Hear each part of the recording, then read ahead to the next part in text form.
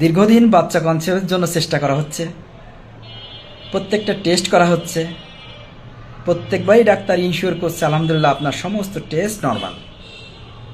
এরপরেও বাচ্চা কনসেপ্ট নিচ্ছে না। কেন নিচ্ছে না? তার কারণ ফাইন্ড আউট করতে পারছে না। আমরা টেস্টগুলো যদি অবজারভেশন করি দেখি হরমোনাল টেস্টগুলো ঠিক আছে, এলএইচ, এলএফএইচ, এএমএইচ, প্রোল্যাক্টাইন টেস্ট। আবার যদি টিভিএস টেস্টগুলো অবজারভেশন করি সেখানে না পাচ্ছি জরায়ুতে টিউমার অর্থাৎ ফাইব্রয়েড টিউমার, মায়োমা, কোনোটাই নাই।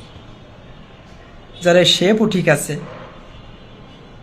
আবার ওভারিতে কোনো সিস্ট নাই, চকলেট সিস্ট, ডার্ময়েড সিস্ট কোনোটাই নাই। না পিসিওসের প্রবলেম আছে, পিসিওএস, পলিসিস্টিক ওভারিয়ান সিনড্রোম। এখানেও দেখতেছি লেখা আছে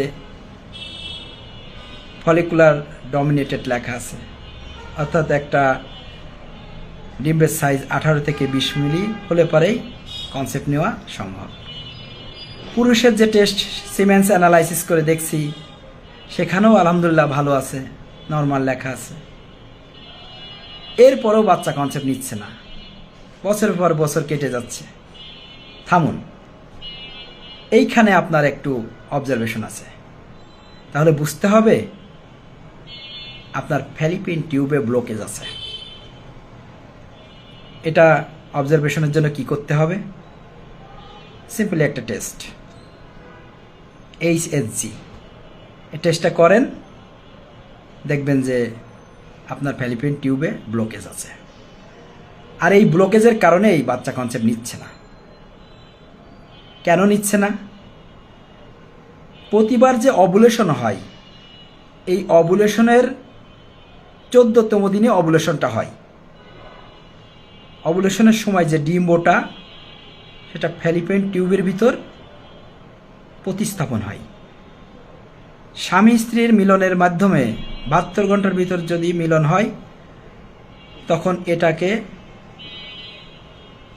স্বামী স্ত্রী নিষিক্ত যে শুক্রাণু সেটা ডিম্বের ভিতর নিষিক্ত হয় এবং সেটা পর্যায়ক্রমে জরায়ুতে যে প্রতিস্থাপন হয়। এখন টিউবের ভিতর যদি ব্লকেজ থাকে তাহলে তো অবস্ট্রাকশন হবে, শুক্রাণু এবং ডিম্বাণু মিলনের পথে, নিষিক্ত হওয়ার পথে প্রতিবন্ধকতা সৃষ্টি হবে। আর এই কারণে আপনাদের কি করতে হবে?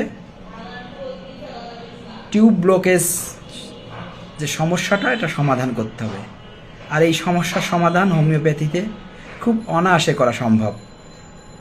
আমার ইতিপূর্বে অনেক সাফল্যর গল্প আপনাদের সামনে উপস্থাপন করেছি। এটা জাস্ট টপিক আনলাম। আপনারা যদি বিস্তারিত জানতে চান তাহলে ইউটিউবে ভিডিও দেখে নিন। ধন্যবাদ।